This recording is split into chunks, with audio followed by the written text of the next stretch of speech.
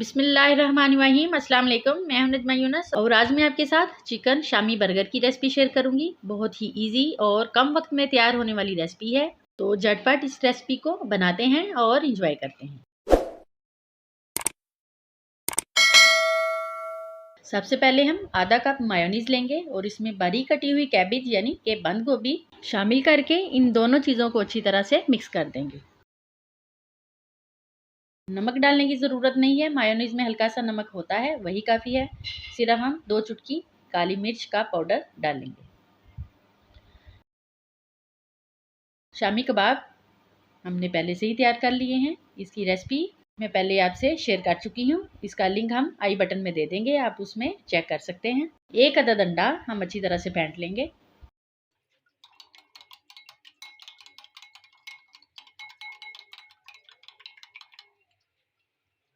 इसमें हम शामी कबाब को डिप करेंगे और फ्राई पैन में 1 चम्मच ऑयल डालेंगे और शामी कबाब को फ्राई कर लेंगे। शामी कबाब को फ्राई होने में ज़्यादा टाइम नहीं लगता, सिर्फ 1 मिनट में ही ये फ्राई हो जाएंगे। अब हम एक तवे पर हल्का सा ऑयल लगाएंगे और बर्गर ब्रेड को गरम कर लेंगे। हल्का सा हम इसको पका लेंगे।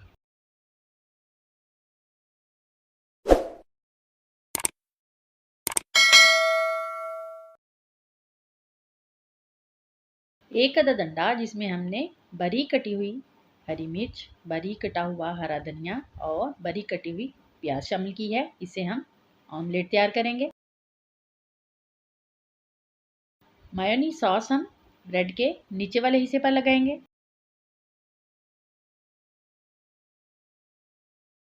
अगर आप बर्गर थोड़े स्पाइसी बनाना चाहें तो इसकी जगह पे आप चिली गार्लिक सॉस भी इस्तेमाल कर सकते हैं।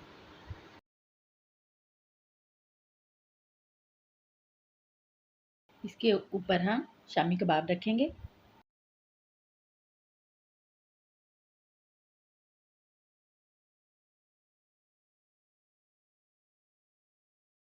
अंडे का आमलेट तैयार हो चुका है, इसके ऊपर हम वो रखेंगे।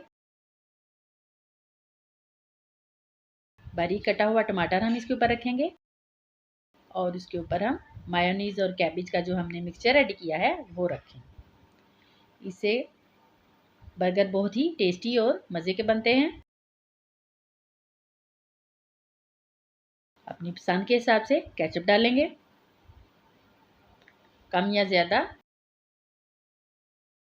शामी कबाब को फ्राई करने के बाद जो अंडा बचा था उसमें हम बर्गर के ऊपर वाले हिस्से को हल्का सा डिप करेंगे और इसको हल्का सा पका लेंगे और इसको बर्गर के ऊपर रखें। बेहतरीन शामी बर्गर आप घर पर आराम से तैयार कर सकते हैं। बाज़ार से ऑर्डर करने की बिल्कुल ज़रूरत नहीं है। नाइफ़ की मदद से बर्गर को दरमियान में से 2 हिस्सों में काट लेंगे ताकि खाने में आसानी रहे और बच्चे भी आराम से पकड़कर खा सकें। अगर आपको हमारी ये रेसिपी अच्छी लगे तो हमारी वीडियो को लाइक करें और हमारे चैनल को सब्सक्राइब करना ना भूलें। फिर मिलते हैं एक बहुत ही अच्छी सी रेसिपी के साथ। तब तक के लिए अल्लाह हाफ़िज़।